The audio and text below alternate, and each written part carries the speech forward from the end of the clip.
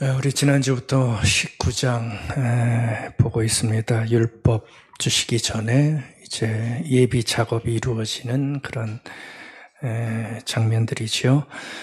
오늘 말씀 보기 전에 그 마가복음 10장에 나오는 질문 하나 좀 같이 보고 이 말씀의 뜻을 한번 연결 좀 했으면 좋겠습니다. 마가복음 10장에 가면 주님께서 질문을 하시는 장면이 나옵니다. 근데 똑같은 질문을 두 번 하고 계십니다. 질문은 그런 거죠. 나에게 바라는 것이 뭐냐? 그런 질문을 하세요. 이런 질문 할 수 있죠. 그렇죠? 우리도 아이들한테 너 바라는 게 뭐야? 이런 질문 하듯이 주님께서도 그런 질문을 지금 하시는데 두 번 똑같이 하십니다. 36절에 한 번 나오고요. 51절에 또 한 번 나옵니다. 근데 대상이 좀 틀리죠. 36절은 주님의 제자들 중에서 특별히 야고보와 요한에게 이 질문을 하고 계시고요. 51절은 소경 바디메오 아시죠? 그 바디메오가 주님의 질문의 대상으로 되어 있습니다. 주님께서 이들에게 이 질문을 하신 이유는 그들이 원하는 게 있었기 때문에 그걸 확인하시기 위해서 지금 질문을 하시는 겁니다. 이 사람들이 원하는 게 뭐였죠? 야고보와 요한은 뭘 원했습니까? 뭘 원했습니까? 주님, 이제 주님 예루살렘에 가시면 높은 자리 차지할 것 아니십니까? 그럼 그때 우리 둘한테 좀 좋은 자리 하나 좀 주십시오 라고 하는, 글쎄 요즘 말로 하면 청탁이지요. 그렇죠? 요즘도 얼마나 이런 게 많아요. 여의도 가도 많고요. 용산에 가도 많아요. 자리 하나 차지하면 뭐 얼마나 새카맣게 몰려들 들어요. 자리 한 자리 좀 달라. 지금 요한과 야고보도 아마 그랬던 것 같습니다. 근데 이 두 사람의 청탁을 보면 특별히 바디메오와 비교를 해보면 굉장히 배부른 소원이라는 것을 금세 알 수가 있습니다. 이 기록자가 아마 둘의 상황을 대비시키기 위해서 이렇게 앞과 뒤에 아주 대조적으로 대비를 해놓은 것 같아요. 바디메오가 바라는 건 뭐죠? 바디메오가 바라는 건 뭡니까? 바디메오는 앞이 안 보이는 사람이죠. 그러니까 바디메오가 바라는 거는 뭐 자리, 뭐 출세, 성공 이런 게 아니에요. 바디메오가 바라는 것은 가장 근원적인 거, 가장 필요한 거, 바로 그걸 바라죠. 주님, 죄는 좀 뜨게 해주세요. 저는 정말 보기를 원합니다. 이런 뭐랄까요, 절박한 거죠. 절박한 부탁을 주님께 하게 됩니다. 자세히 보지 못합니다. 결론은 어떻게 나죠? 자리 청탁한 야고보와 요한은 주님한테 한 소리 듣지요. 그렇죠? 한 소리 들어요. 들어야 싸지요. 그냥 있으면 어떡합니까? 그리고 또 다른 제자들 몰래 왔던 것 같아요. 다른 제자들이 그 얘기를 듣고 화가 나죠. 왜 니들만 가서 자리 부탁하냐? 그 얘기 듣고 아주 화가 났어요. 근데 바디메오의 결과를 보면, 절박함으로 부탁했던 바디메오의 그 결과를 보면 결과가 아주 좋았죠. 주님께서 그 부탁을 들어주셔서 치유하심으로 아주 눈을 환하게 뜨는 바로 그 장면을 우리에게 보여주고 있습니다. 이 장면을 본 이유는 다른 것이 아닙니다. 이 두 장면은 이걸로 끝내면 안 되는 장면이기에 잠깐 보게 됐습니다. 이제 우리 차례지요. 여러분들은 주님께 만약 부탁할 수만 있다면 뭘 부탁하시겠어요? 주님, 이거 좀 꼭 해주십시오. 너 원하는 게 뭐야? 그렇죠? 원하는 게 뭐야? 주님께서 물어보신다면은 가정이 아니고요. 실제로 우리에게 지금도 주님은 물어보십니다. 안 들리세요? 실제로 물어보십니다. 기도 중에도 물어보시고 말씀 중에도 물어보셔요. 이따 말씀드릴게요. 실제로 물어보시는데 그때 나는 도대체 뭘 부탁할까? 여러분들 뭘 부탁하시겠어요? 예, 이런저런 절실한 거 다 있기에 부탁하겠죠. 그렇죠? 어쩌면 야고보와 요한처럼 자기 육신의 어떤 필요를 위해서 부탁할 수도 있을 거예요. 왜요? 주님 우리의 육체도 무시하시지 않으시니까 부탁할 수 있겠죠. 근데 우리 그런 생각을 좀 해봤으면 좋겠습니다. 이왕 부탁할 거라면 가장 필요한 부탁을 하는 게 어떨까? 그렇죠? 가장 필요한 부탁. 가장 필요한 부탁이 무엇이요? 나의 모든 필요를 근원에서부터 해결해주는 한 방에 없애버리는 그런 부탁을 하는 게 훨씬 더 지혜롭지 않을까요? 어떻게 생각하세요? 자꾸 좌질구레한 거 여러 개 부탁하지 말고 한 방에 모든 것을 해결해낼 수 있는 부탁. 우리 시간 많이 남지 않았습니다. 권사님들, 집사님들 시간 많이 남지 않았습니다. 이왕이면 한 방에 나의 모든 부탁을 해결할 수 있는 그 부탁하면 어떻겠습니까? 바로 그 부탁을 하는 게 좋을 것 같아요. 제가 볼 때는 바디메오의 소원이 그런 소원이었던 것 같습니다. 주님, 제가 보기를 원합니다. 이것처럼 간절한 게 어디 있겠어요? 이거는 바디메오가 가지고 있는 가장 근원적인 부탁이죠. 그렇죠? 바로 그 부탁을 지금 주님에게 하고 있습니다. 그래서 바디메오는 그것을 부탁을 소원했고요. 또 하나 여러분들 이 바디메오의 소원 속에는 그 바디메오의 소원을 통해 우리가 소원해야 할 것이 무엇인지를 가르쳐주는 복음서 기록자의 바람도 들어있다는 것을 우리는 볼 필요가 있습니다. 복음서 기자가 이 사건을 앞뒤로 배치하면서 기록한 이유는 단순히 육체적 소원으로 우리의 바람을 끝내지 말고 그 눈뜨임이라고 하는 그 상징성이 보여주는 그 소원, 뭐겠어요? 영적인 눈뜨임. 바로 그것을 너희들도 소원하길 바란다는 차원에서 그렇게 적어놓은 그 소원이 있는 겁니다. 그러니까 야고보와 요한은 뭔가 바라는 거 좋습니다. 뭐 좋은 자리 얻고 뭐 그런 거 다 좋죠.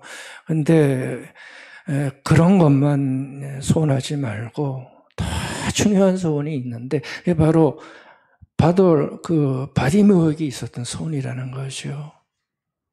그 소원을 통해서 우리에게 뭔가 깨닫기를 원하시는 복음서 기록자의 소원이 거기에 있는 겁니다.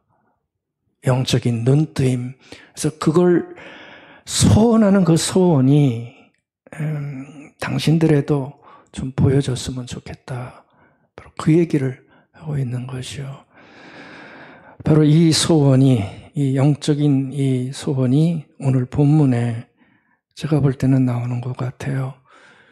오늘 본문 좀 잘 보시면서 우리가 어떤 소원을 가지고 살아야 할지, 그리고 그 소원이 만약에 나에게 점점 많이 이루어진다면 나의 다른 소원은 얼마나 가치가 없는 것인지 그런 것까지 같이 좀 여러분들이 생각을 하실 수 있기를 바라겠습니다.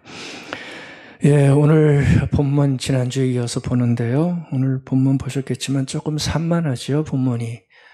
처음 읽으면 뭔 얘기를 하는지 잘 모를 수 있습니다. 근데 오늘 본문을 한 단어로 제가 요약을 해드릴게요. 이 본문의 얘기는 한 단어로 말하면 하나님의 오심을 설명하는 과정입니다. 하나님의 오심, God coming.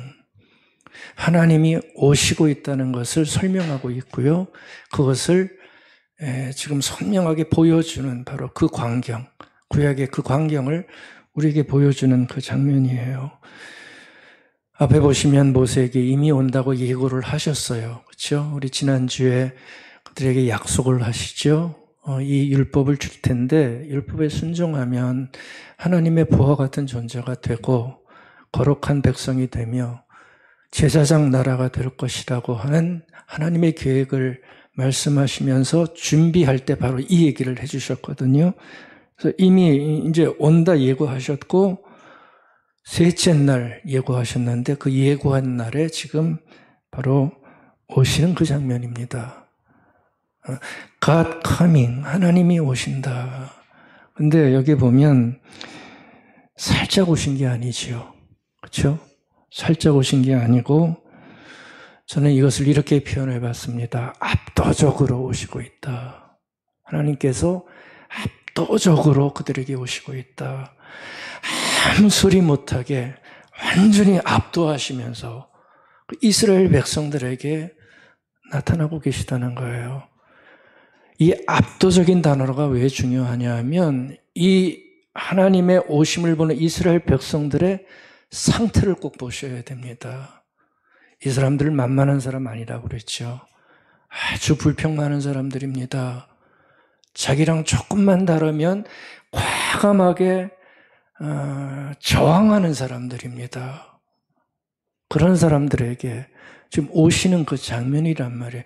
그러니까 압도적인 모습이 아니면 이거를 아주 강력하게 그들에게 영향력을 미칠 수가 없었을 것입니다. 그래서 압도적으로 그들에게 오시는 거예요. 천둥과 번개가 칩니다. 굉장히 큰 천둥이었을 것 같아요. 우리는 상상이지만, 우리는 잘 모르지만, 이거는 실제적이었기에 굉장히 압도적인 천둥. 여러분들 천둥 시골에서 다 들어보시면 얼마나 무서워요, 밤에. 번개가 쫙 계속 쳐내리는 거예요. 천둥과 번개가 쳤다고 그러고요. 동시에 산에 짙은 구름이 쫙 깔립니다. 시내상호관에 짙은 구름이 깔리면서 산도 잘 보이지 않는 바로 그와 같은 장면이 이루어집니다. 그리고 어디서인지 큰 나팔 소리가 들렸다고 그러죠. 그렇죠? 어디서 들리는지 모르겠어요. 큰 나팔 소리가 울려 퍼집니다. 그리고 시내산 정상에서는 불길이 솟아오르기 시작합니다. 하나님 모세에게 뭐로 오셨어요? 떨기나무? 불꽃 가운데서 오셨죠. 똑같이 불로, 시내산 정상의 불길로 오셨다 그렇게 얘기를 합니다. 불이 팍 올라오는 거죠. 그리고 연기가 마치 봉화의 연기처럼 솟아나고 있습니다. 그리고 산이 흔들립니다. 지진은 아닌 것 같아요. 근데 산이 떨립니다. 그리고 또 하나, 너희들이 그 정해진 경계선이 있는데 거기를 넘어서면 죽는다는 무서운 경고가 그들에게 들려지기 시작합니다. 떨지 않을 수가 있을까요? 깡 세시면 안 떨 것 같지만 떨지 않을 사람 없을 겁니다. 이 장면은 여러분들 그 반지의 제왕 영화 보셨어요? 해리포터 보셨습니까? 거기 나오는 그 장면 보듯 하는 사람들이 있지만 이 장면은 판타지적 그런 상황이 아닙니다. 판타지가 아닙니다. God coming, 하나님의 오심을 극적으로 보여주는 어떤 사람들에게요. 반항심 많고 아직 하나님을 알지 못하고 한 그런 사람들에게 오시는 하나님의 오심으로 이렇게 나타난 거예요. 여러분들 하나님의 오심을 우리는 신현이라는 말로 표현하는데 바로 이 장면이 하나님의 신현을 보여주는 그 같은 장면입니다. 여기 신현이라는 말은 영어로 theophan이라는 단어를 씁니다. 상식적으로 알아두시면 좋아요. theophan이라는 단어를 쓰는데 두 단어의 합성어입니다. theo는 하나님이에요. 그리고 phan이는 나타났다는 동사입니다. 그러니까 신현은 뭐냐 하면 하나님께서 나타나셨다는 거예요. 아멘. 하나님이 나타나셨다. 얼마나 놀라운 단어입니까? 하나님이 그들에게 coming, 오셨다. 그걸 표현할 때 신현이다. 이렇게 표현을 하는 거예요. 하나님은 볼 수 없어요. 볼 수 없어요. 하지만 하나님은 자신의 존재하심과 존재하신 자의 뜻을 알려주기 위해 나타나지 않을 수 없어요. 나타나지 않으면 우리는 하나님을 몰라요. 어떻게 우리가 하나님을 알아요? 크신 자를 유한한 자가 어떻게 감을 잡을 수 있어요? 우리의 경계를 넘어서는 분인데 백날 해보십시오. 몰라요. 몰라요. 근데 하나님은 그런 우리에게 나타나실 수밖에 없죠. 그렇죠? 바로 그 나타나는 현상을 우리는 신현이다. 이렇게 얘기하는 겁니다. 하나님이 오셨다. 이런 모습으로 오셨고 이런 모양으로 오셨다. 모두가 다 하나님의 드러나심이다. 나타나심이다. 이렇게 부르는 것이요. 여러분들 이 신현의 현상이 없다면 우리는 하나님을 알 수 없습니다. 절대 하나님을 알 수 없습니다. 신현이 있기에 하나님이 오셨기에 다른 말로 하나님이 임재하셨기에 하나님이 드러나셨기에 또 계시하셨기에 우리는 하나님을 어렴풋이라도 알게 되고 그 뜻을 알 수가 있는 것이요. 그래서 하나님은 나타나셔서 당신의 존재하심을, 당신의 임재하심을, 뜻을 분명하게 우리에게 보여주시는 거죠. 여러분들 성경은 간단히 말씀드리면 하나님이 우리에게 나타나셨다는 증언입니다. 성경은 다른 거 얘기하는 게 아닙니다. 존재하신 그 하나님이 우리에게 신현으로 드러나심으로 나타나셨다고 하는 것을 본 사람들의 증언입니다. 창세기부터 계시록까지 많은 사람들이 그 증언을 받고 그것을 기록한 것으로 모여진 게 성경입니다. 성경은 하나님이 나타나셨다는 것을 우리에게 선포하는 증언의 모음집이나 마찬가지가 되는 거죠. 여러분들 창조가 뭔가요? 결국 창조는 하나님의 나타나심이에요. 그렇죠? 안 그런가요? 그게 신현이에요. 하나님이 나타나시지 않았다면, 침묵하셨다면 창조는 없어요. 창조도 신현이고요. 노아의 홍수, 그렇죠? 그것도 하나님의 나타나심이시죠. 자꾸 죄를 범하니까 하나님께서 심판하시는 것으로 나타나시는 거예요. 바벨탑이 무너지죠? 그것도 하나님의 나타나심입니다. 그렇게 나타나신 하나님은 나중에 아브라함에게도 나타나시고 족장들에게도 나타나셨습니다. 그리고 우리가 본 모세에게 나타나셨어요. 떨기나무 불꽃 가운데서. 그리고 재앙이 뭡니까? 하나님의 나타나심이세요. 나타나셔서 그들에게 하나님을 보여주시는 거죠. 그게 바로 재앙이란 말이에요. 욥에게도 나타나셨어요. 욥이 고통스러워할 때 욥과 같이 대화하세요. 대화의 형태는 잘 모르지만 욥에게 나타나셔서 하나님을 알려주세요. 그렇죠? 이사야에게 나타나시고 예레미야에게도 나타나세요. 그래서 당신의 뜻을 그들에게 알려주세요. 하나님은 계속해서 나타나시는 겁니다. 결정적으로 하나님께서는 당신 자신이 이 땅에 나타나셨어요. 하나님 자신이 나타나셨어요. 빌립이 나중에 주님한테 질문 하나 하죠. 주님, 아버지를 좀 보여주세요. 아버지는 하나님이에요. 주님도 빌립도 우리랑 비슷했던 것 같아요. 막 따라다니다가 궁금했던 것 같아요. 주님, 우리에게 아버지를 좀 보여주세요. 그러면 정말 좋겠습니다. 저 주님 잘 믿을게요. 아마 이런 얘기했던 것 같아요. 주님 뭐라 하세요? 뭐라 하세요? 야, 빌립아, 네가 이렇게 오랫동안 나와 함께 했는데 아직도 모르니? 잘 들으십시오. 이렇게 오랫동안 나와 함께 했는데 너 아직도 모르니? 나를 본 사람은 아버지를 본 거야. 내가 아버지야. 유대인들이 벌쩍 뛸 얘기를 하시죠. 이게 정신병자 아니면 이런 얘기 하겠습니까? 그들이 볼 때 나를 본 사람은 아버지를 본 거야. 무슨 얘기예요? 나와 아버지가 동격이라는 거예요. 하나님의 나타나심이 자기에게 일어났다는 거예요. 그러니까 주님 자신이 하나님의 나타나심의 신현의 완성이 되는 겁니다. 어렵지 않으시죠? 굉장히 중요한 내용입니다. 성경을 볼 때. 주님 자신이 하나님의 나타나심입니다.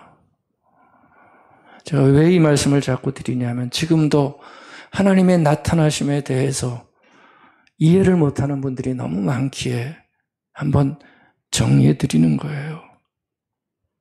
하나님은 오시고 나타나시지만 그 방식은 사람마다 틀리고요. 시대마다 다릅니다. 중요한 건 가장 적합하게 그 사람에 맞게 또 그 시대에 맞게 나타나서 하나님을 알려주세요. 존재하심을. 그리고 그 말씀을 알려주세요. 여러분들 엘리야에게도 하나님이 나타나셨죠? 근데 엘리야에게는 하나님이 어떻게 나타나셨어요? 엘리야가 잘 나갈 때보다 무서워가지고 도망칠 때 두려워 떨고 있을 때 엘리야에게 나타나세요. 어떻게 나타나세요? 조용하고 여린 소리로, 세미한 소리로, 남들은 못 들어요.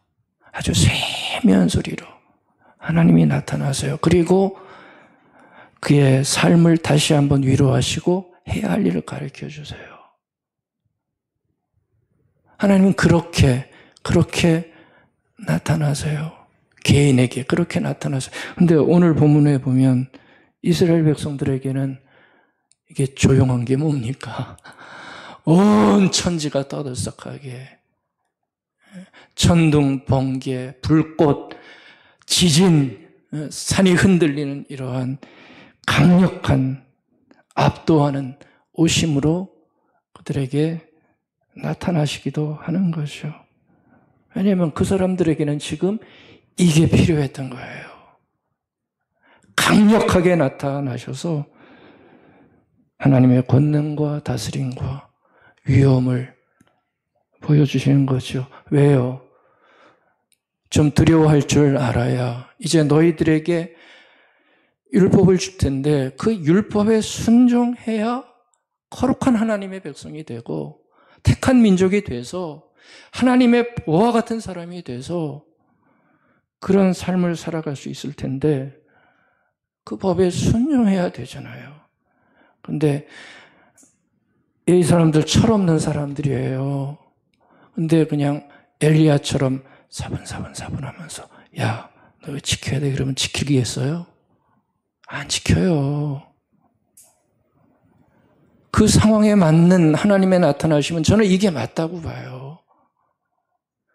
하나님은 우리에게 때로 때리실 때도 있다고 그러잖아요. 왜 그래요? 안 들으니까. 이게 가장 적합할 때는 그렇게 나타나시는 거라고요. 그러니까 하나님은 시대에 맞게, 상황에 맞게 다양한 방법으로 그들에게 나타나셔서 당신의 존재하심과 뜻을 보여주시는 그 모습을 가지고 계신 겁니다. 오늘 그렇게 이스라엘 백성들에게 나타나 주셨어요. 여러분들 다 잘 아시겠지만 지금은 하나님을 믿지 않는 시대입니다. 굉장히 하나님에 대한 의심이 많은 시대입니다. 이런 나타나심 그분들은 이해하지 못합니다. 더 안타까운 것은 우리 그리스도인들도 하나님의 나타나심을 두려워하지도 않고요, 좋아하지도 않고요, 실감하지 못하고 살 때가 너무나 많다는 거죠. 그러니까 하나님이 없는 거예요. 하나님을 실감하지 못하고 살 때가 많은 거예요. 근데요, 그렇지 않아요. 하나님은 과거에도 오셨고요, 지금도 오시고요, 미래에도 오실 거예요. 이게 성경이 끊임없이 우리에게 하나님의 나타나심을 통해서 가르쳐주고 싶은 구원의 메시지고 가장 중요한 신앙의 지침으로 준 거예요. 하나님은 오셨고요, 지금도 내 삶에 오시고요, 하나님은 오실 거예요. 그래서 그 하나님을 인식하면서 살아가는 삶을 끊임없이 우리에게 요청하는 것이요. 그게 신앙의 삶이에요. 그러니까 신앙의 삶은 하나님의 오심을 눈치채면서 살아가는 삶이에요. 하나님 지금도 나에게 임재하시고 나타나시고 있다는 것을 알아가는 삶. 신비한 삶이지만 그 삶이 없으면 우리는 이 신앙의 삶을 온전히 따라갈 수가 없습니다. 이 오심에 우리의 눈이 바디메오처럼 열릴 수 있기를 바라겠습니다. 그래서 바디메오의 기도가 필요한 거예요. 주님, 제가 보기를 원합니다. 저에게도 당신의 임재와 당신의 오심과 오시면서 말씀하신 그 뜻을 더 선명하게 보게 해 주십시오. 바로 그 기도가 우리에게 필요한 거예요. 이게 바로 우리가 가져야 할 1번 소원이다, 저는 생각합니다. 다른 소원 우리 구할 수 있지만 가장 앞서서 와야 될 매 순간에 우리의 기도에 소원이 있다면, 주님, 오늘 하루도 내 눈을 밝게 열어주셔서 당신의 오심을 좀 많이 보여주십시오. 나 혼자 살아가는 인생이 아님을 알게 해 주십시오. 이거 없이 어떻게 신앙의 삶을 사시겠어요? 천만에요. 다 가짜예요. 다 허울 좋은 거예요, 제가 볼 때는. 우리 신앙인들은 이 하나님의 나타나심을 이 바디메오가 소원하는 것처럼 깊게 소원할 수 있어야 됩니다. 신년을 통해서 무한한 하나님을 만난다면 생각해 보십시오. 얼마나 압도적일까요? 하나님의 임재하심을, 나타나심을 내가 만약 발견한다면, 그것을 느낀다면, 체험한다면 얼마나 압도적일까요? 굉장한 거 아닌가요? 얼마나 압도적이겠어요? 시내산이 진동하듯이 내 삶의 축이 완전히 흔들릴 거라고요. 많은 신앙의 사람들이 그걸 간증하잖아요. 하나님의 압도하시는 능력이 내 안에 턱 하고 왔을 때 내 삶의 진동이 일어나요. 그렇죠? 그렇게 흔들립니다. 삶의 근본부터 흔들립니다. 하지만 그 떨림을 통해서 놀랍게도 우리는 하나님의 부하 같은 존재가 뭔지를 알고요, 제사장의 사명이 뭔지를 알고요, 거룩한 백성으로 살아가는 자가 뭔지를 알면서 살아가는 압도적인 삶의 변화가 일어날 수 있는 거예요.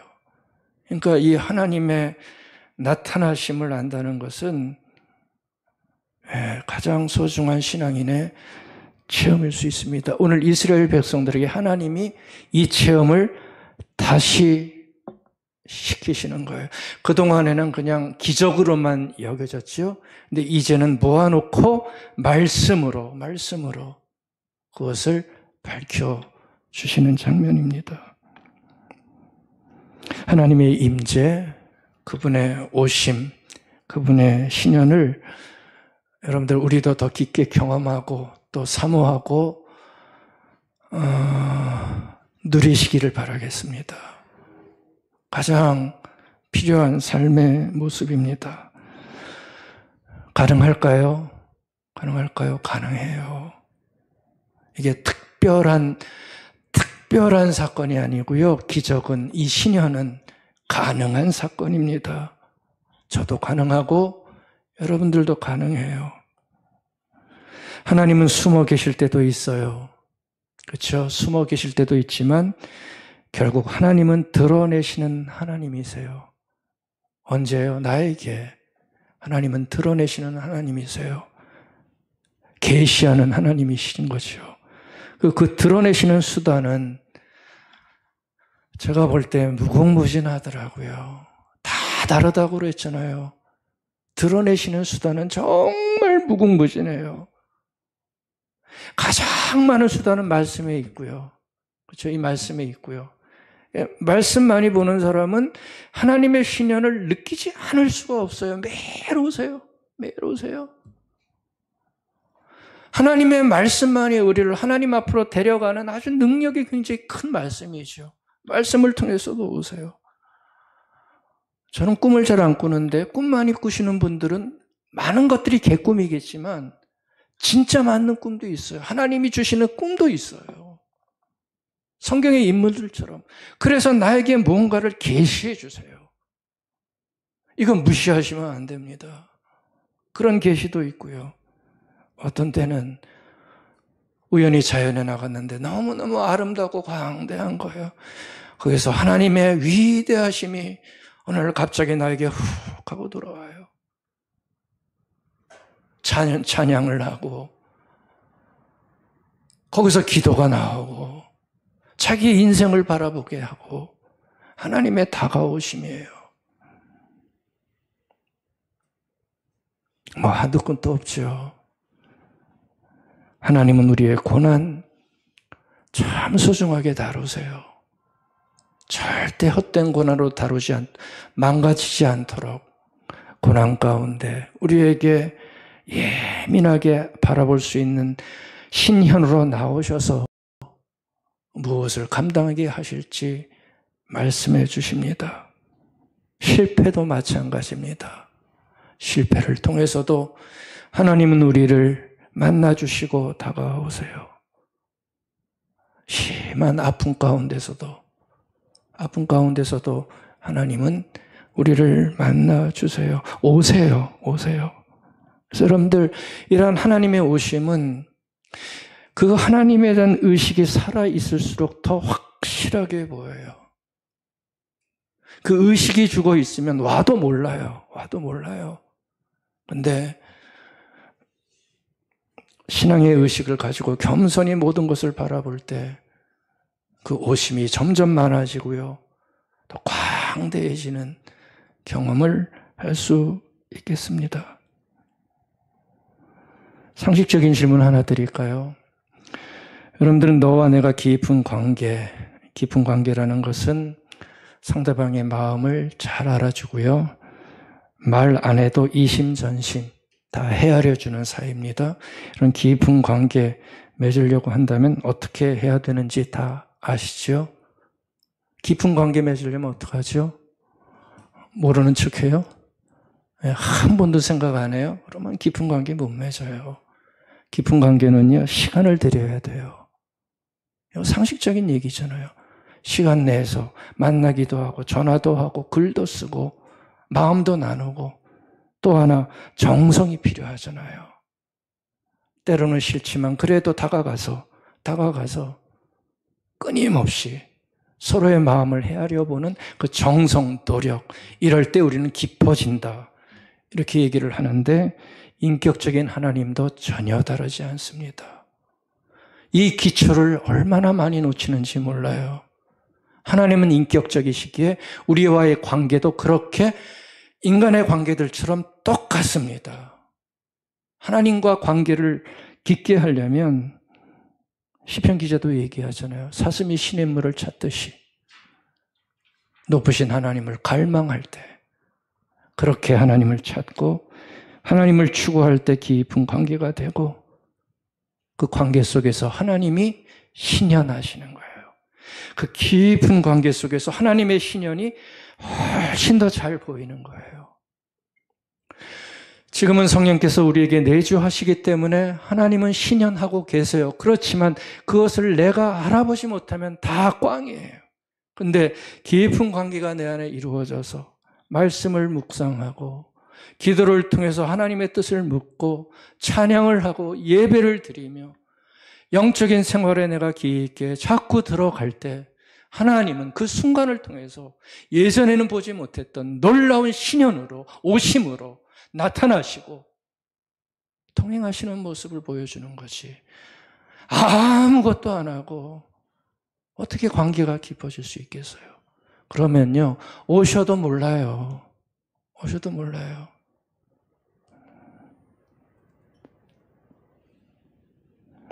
그래서 신앙생활을 참 딱하게 하시는 분들이 많아요.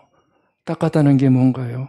영적인 추구가 없이, 하나님에 대한 갈망 없이, 하나님의 오심이 없다, 신현 같은 것은 없다 라고 말하는 것, 얼마나 딱한 신앙생활입니까? 이런 신앙생활은 우리가 좀 사양해야 됩니다. 출애굽기 33장 13절에 보면, 조금 이제 뒤에 얘기죠. 거기 가면 모세가 하나님께 간청하는 장면이 하나 나와요. 근데 간청을 한번 잘 보시겠어요? 모세가 그 33장 올 때까지 하나님의 은혜 속에, 충만한 은총 속에 거기까지 왔습니다. 근데 모세가 거기서 간청을 하는데 이런 간청을 해요. 주님 원하는데 당신의 길을 다시 한번 나에게 보여주세요. 그리고 주님을 더 알게 해주세요. 모세가 이런 간청을 해요. 주님을 더 깊게 알고 싶어요. 18절. 저는 정말 주님 당신의 영광을 보고 싶어요. 이 영광이라는 말은 뭐냐 하면 부요함이라는 얘기입니다. 하나님의 명예라는 얘기입니다. 주님, 저는 정말 하나님의 큰 영광을, 더 큰 당신의 부요함을 정말 보고 싶어요. 이런 간청을 모세가 합니다. 근데 생각해 보세요. 모세가 지금까지 본 하나님의 신현이 얼마나 놀라운 신현이에요. 그렇죠? 당신을 부를 때부터, 떨기나무 가운데서 부를 때부터 애굽에서 행했던 기적과 같은 일들을 통해서 홍해가 갈라지고 사막에서 물이 나고 하늘에서 만나가 떨어지고 그 엄청난 신현을 경험한 사람인데도, 근데 모세는 더 보여달래요. 그렇죠? 더 보여주십시오. 얼마나 열정이 있어요. 안 보여줘도 상관없어요. 이런 게 아니에요. 많은 걸 봤지만 주님 더 보고 싶어요.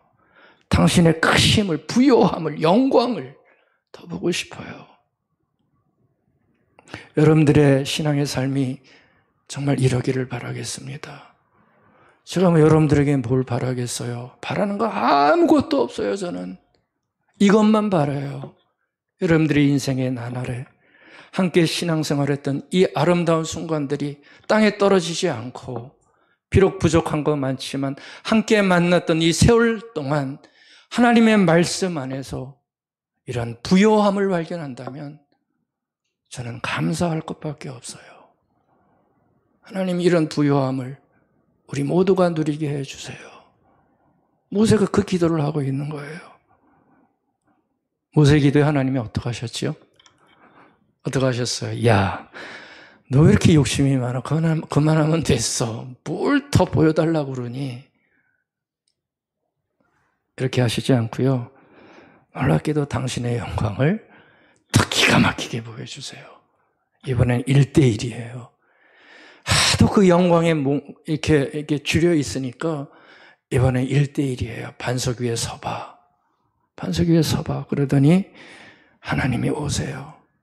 신현이지요. 얼굴 보면 안 된다 그래서 등으로 싹 지나가세요. 우리는 모르는 장면입니다. 근데 그렇게 기록되어 있어요. 영광에 너무 목말라 있는 그 모세를 향해서 하나님은 친히 다가오셨다고 그랬습니다. 여러분들, 우리 신앙인의 삶에서 특별히 하나님과의 관계에서 가져서는 안 되는 단어 한 가지 오늘 말씀드릴게요. 예, 저에게도 해당되고 여러분들에게도 해당돼요. 가져서는 안 되는 단어. 근데 많은 이들이 가지고 있는 단어예요. 다른 게 아니고요. 이만하면 됐어. 요 단어입니다. 뭐 사람과의 관계에서는 뭐 그럴 수 있어요. 근데 하나님과의 관계에서 신앙의 삶에서 정말 조심해야 되는 가져서는 안 되는 단어가 바로 저 단어인 것 같아요. 이만하면 됐어. 아주 위험한 단어입니다. 하나님과의 관계에서는 이만하면 됐어. 이만하면 됐다는 게 무슨 뜻이죠? 이만하면 됐어. 이 정도면 충분해 그 얘기잖아요.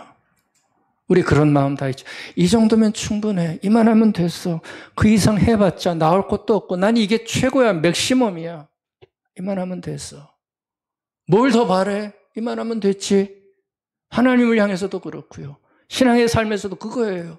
아니 예배 나오면 됐지. 뭘 더 하라고. 이만하면 됐어. 이거 굉장히 위험한 단어예요.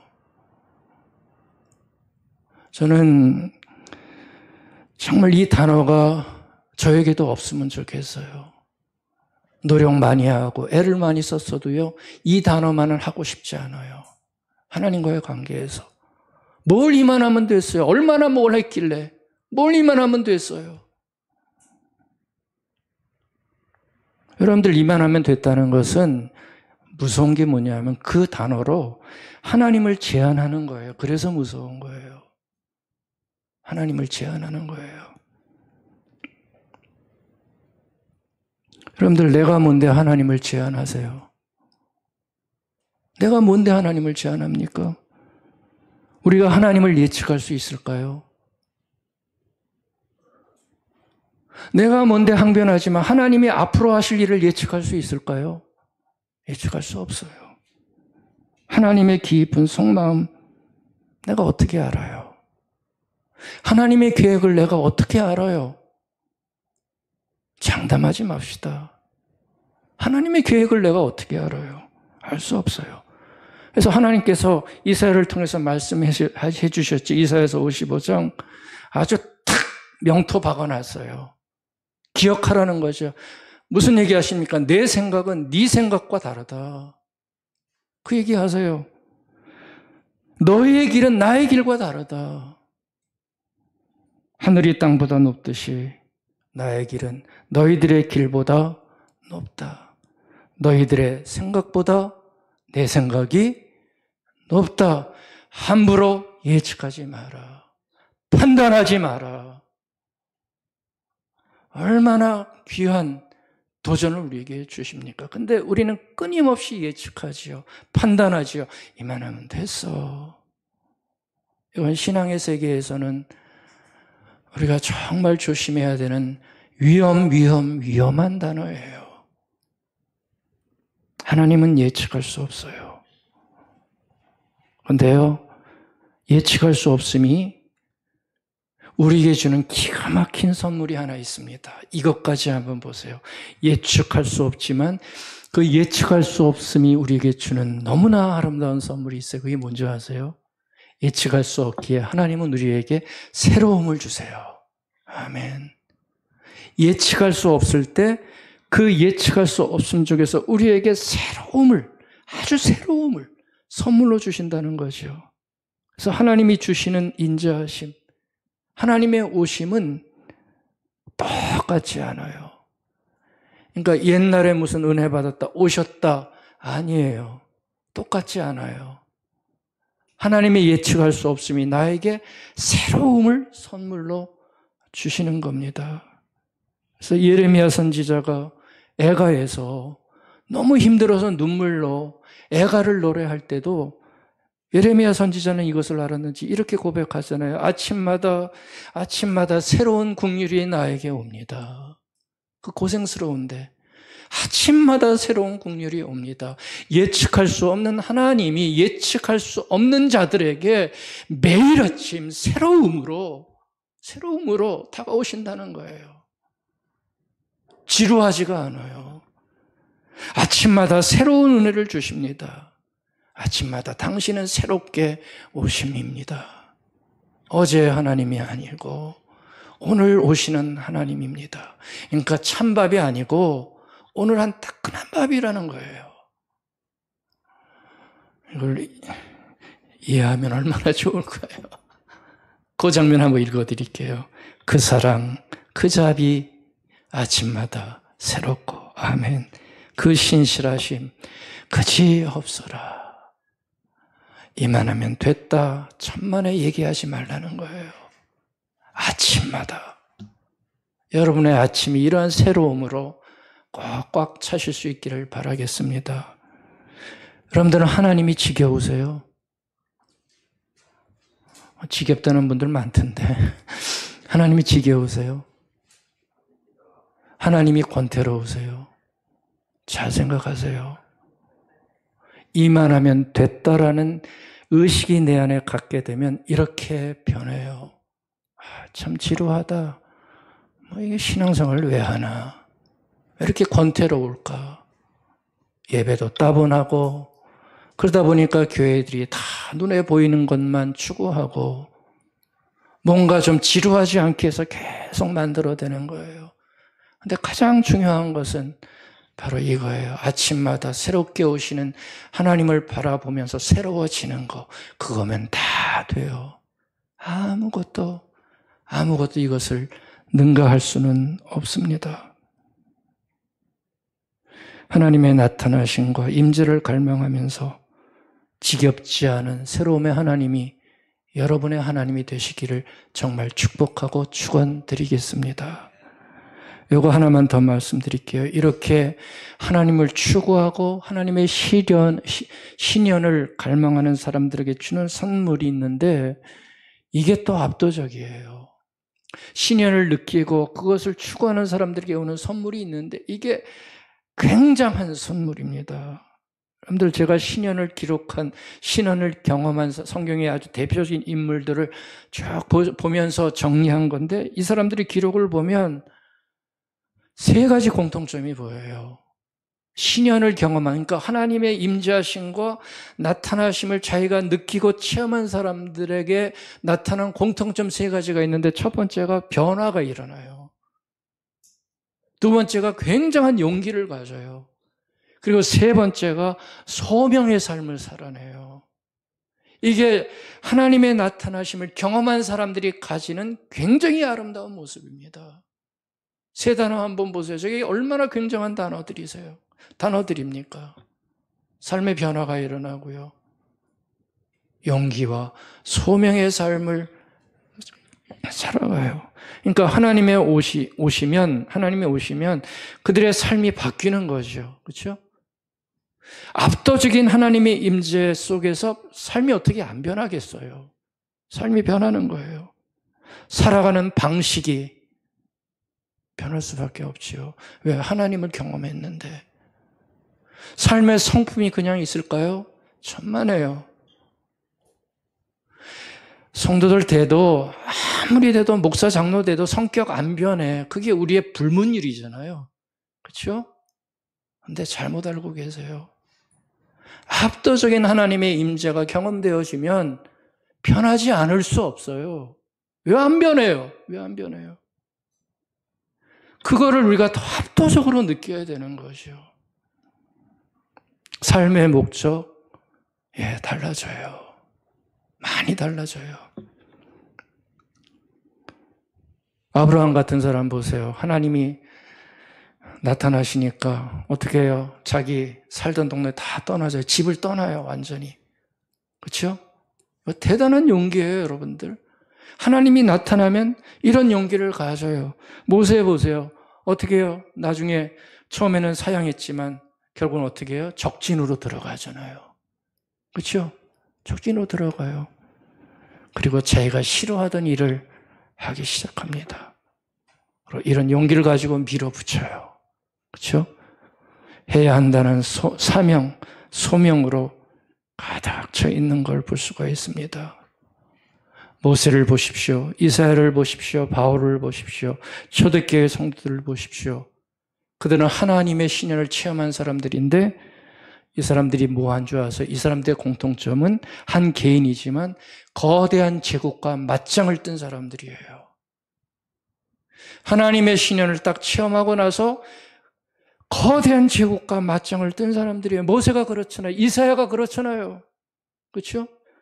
바울이 그렇잖아요. 오순절 성령 강림을 경험한 초대교회 성도들이 맞짱 뜨잖아요. 그리고 균열을 내버려요. 거대한 제국에. 얼마나 대단한 능력입니까? 소명 가진 사람만이, 하나님을 체험한 사람만이 가질 수 있는 소명감을 가지고 이런 거예요. 그러니까 여러분들 압도적인 하나님의 임재하심을 우리는 구할 필요가 있는 사람들이에요. 삶에 지치고 삶에 무너질 때 많지만 그때마다 소원해야 될 것은 성경을 보면서 하나님 저에게도 압도적인 당신의 은총을 허락해 주십시오. 보여주십시오. 여러분들이 어떻게 들릴지 모르겠지만 이것만이 저와 여러분들이 살 길이라는 것만은 꼭 마음에 담아주시면 정말 고맙겠습니다. 압도적인 신현 앞에 설 때 하나님 앞에 선 그 중보자를 통해 가정이 변하고요. 나라와 세상이 바로 설 수 있습니다. 아무리 혼란한 곳에도 하나님의 압도하시는 신현을 체험한 자들이 나타나면 바꿔갈 수 있어요. 다시 말하면 이 혼란한 한국 사회도 정말 필요한 것은 자잘한 정치가들이 아닙니다. 자기 이익 갖고 왔다 갔다 하는 정치가들이 필요한 게 아닙니다. 그 자잘한 사람들이 많아봤자 아무 소용없습니다. 목맬 필요도 없습니다. 따라갈 필요도 없습니다. 하나님의 은혜 앞에 선 사람을 위해서 우리가 기도해야 되고 그런 자들이 알게 모르게 사회 속에 가득가득 하나하나 일어날 때 벼랑 끝에 쓴 이 나라가 바로 설 수 있다는 거 우리 꼭 기억하십시다. 주님, 당신을 보기 원합니다. 내 눈을 여서 하나님과 그 나라와 그 생명에 크게 눈뜨게 해 주십시오. 여러분의 그치지 않는 갈망이 되기를 바라겠습니다.